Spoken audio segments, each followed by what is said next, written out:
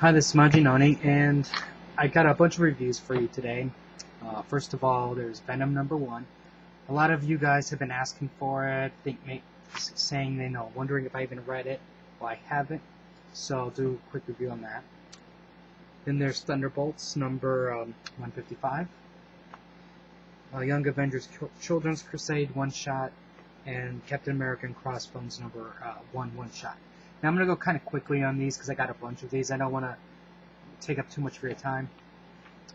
This basically is Batman Arkham Asylum. The next issue is going to be Batroc the Leaper. So as you can see, Captain America is only here in flashback, and it's basically exactly the same format as Arkham Asylum for the most part.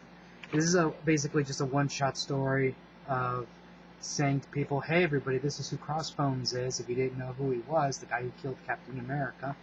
And he's on the trail for werewolves, or a kid who's on an island with werewolves and secret government biotech weapons. The art's actually, parts of the art I like, parts of the art I don't like. Like, I like most of this, but the boy is stupid looking. Like the way it's drawn, and it kind of breaks the illusion, I guess you can say, of everything else, because like other people are drawn, like more normal, and maybe that was their intent to make him stand out. This, take it or leave it. If you really like Crossbones, great. If you want to know who Crossbones is and you don't want to take the time to do back research, great. If you know who this character is, you probably might want to just save the $3.99, honestly. And I'm definitely not buying the Leaper one. Alright, next up is Young Avengers one-shot. This, it's going to tie directly into the Children's Crusade story. This is basically, you're getting, Kang as his rebellious younger self. And it's basically Kang just manipulating himself to become Kang. And, because, if you remember, he basically was just like, I am not going to become Kang, and Kang is like, well, if you keep this up, you're going to become Kang. So I'm like, dude, how about this?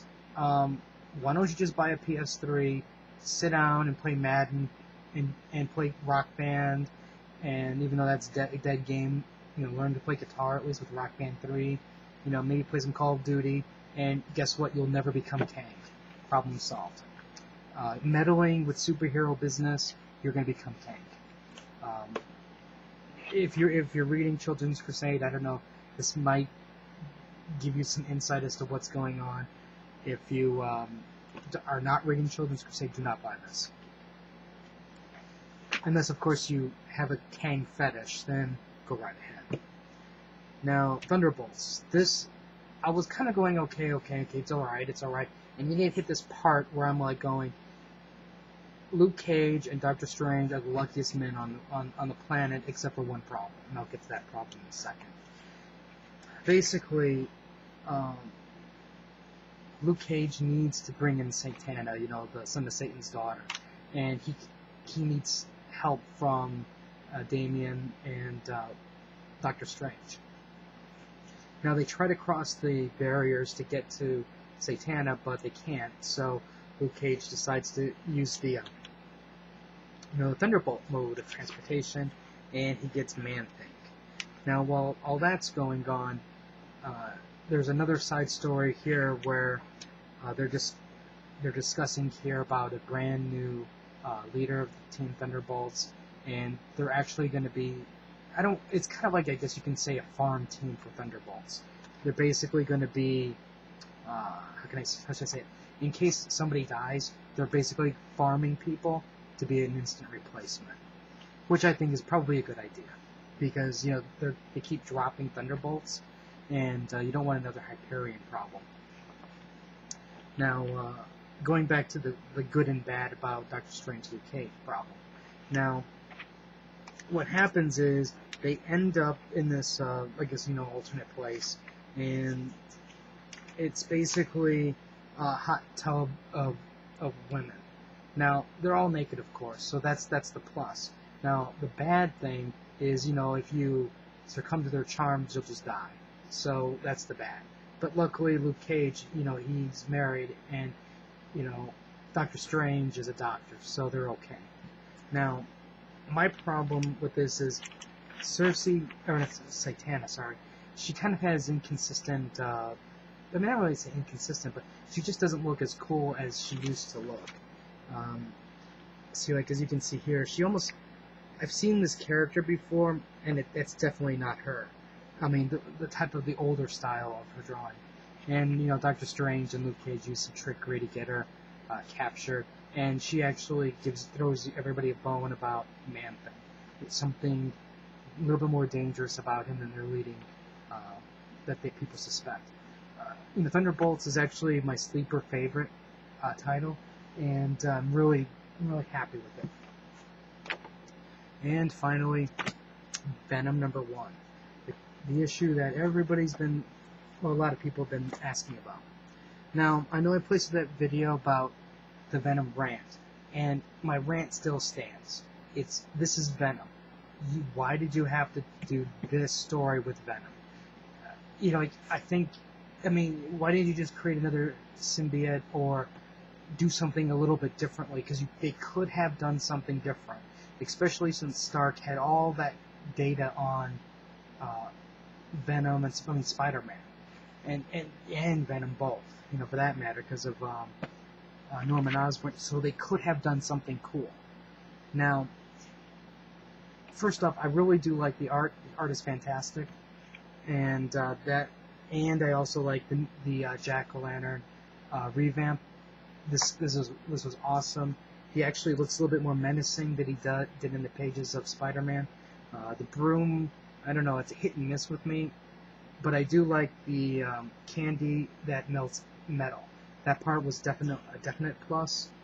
And as you can see, this is a little bit on the violent side, because you do get Jack-o'-lantern blasting the heroes in armor, through the head and whatnot, and of course dropping the acid bombs on the face. Now, the gist of the story is Flash Thompson, is Venom, and he's being dropped into to get somebody, who's important to the government type thing, scientist type. He basically developed a special kind of, if I remember this correctly, special type of metal type thing. And I know I'm forgetting something important about that, and I'm trivializing that part. But I got a lot of stuff on my mind, and I forgot a couple bits and pieces. Now, basically what's going on is these two battle it out. And on one hand, I'm going, okay, if this Venom is supposed to be so badass, why does he get beat by the Jack-o'-lantern? But then, Flash Thompson's being stupid, and instead of... this is one thing I hate about these goody two-shoes superheroes. It's like the fate of the world or the life of two people. It's called Fate of the Earth. I mean, the world. I'm watching this drama called Athena, Goddess of War. And it's like, you either save the daughter of the president of South Korea, or you let her die, and you get nuclear power that will revolutionize everything and change the world. Oh, well, we can't do that because it's the life of one. No, it's called screw her and then go for the many. And I can't understand why these. I understand why they do it, but it just infuriates me when I see things like this. The fight is actually kind of good between the two. Venom changes, and that part was cool. Flash Thompson does something stupid. Well, not really stupid, but he does something what he needs to do, which actually gets him in trouble with his superiors. Now, the one thing at the very end, which this is kind of like one of these situations where I don't know what to think. On one hand, it's true classic Spider-Man. It's like the curse of Spider-Man. And on the other hand, I'm like, you are beating a dead horse that I don't want to see any longer, especially since Spider-Man has moved on with this, moving on. Basically, Flash Thompson, he's dating Betty, and he was supposed to take her to some formal, but yet he's missing for days because he's on these secret missions, and Betty thinks he's going back to drinking. So obviously she's pissed. He's late, and then she slams the door in his face. Every right to do so. Every right to do that. And now this is basically Peter Parker, the Curse of Peter Parker thrown into Flash Thompson. As you can see, the spider here. This is a Spider-Man old classic Peter Parker panel too, except for he's not in the wheelchair. Peter isn't. So that's what I'm saying is like I'm really torn. I can understand why it's here, and I understand the thought process. And if I was writing this, I would probably do the same thing. But at the same time, I'm like, as a long-time Spider-Man reader, I'm like, did you have to go there? I want something new. I've read Spider-Man for so many years. I just beg and plead for something new. Same with the Avengers and Captain America and everybody else. I just want something that I haven't seen before. Is that too much to ask for? I think a lot of people are probably going to like this a little more than they thought they were.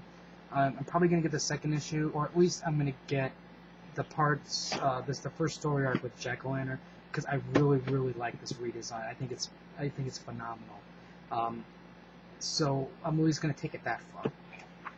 So anyways, that's my reviews for these 4 books here. Probably pretty much a pass.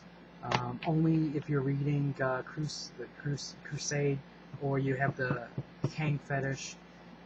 One of my favorite Marvel books, surprising favorite books, and I guess you can say issue 1 was a guilty pleasure. If you have any comments or questions, let me know. Rate the video up or down. Let me know what you think. And I'm really curious to know what people's thoughts are on Venom. So please let me know. And I got more reviews coming. So until next time.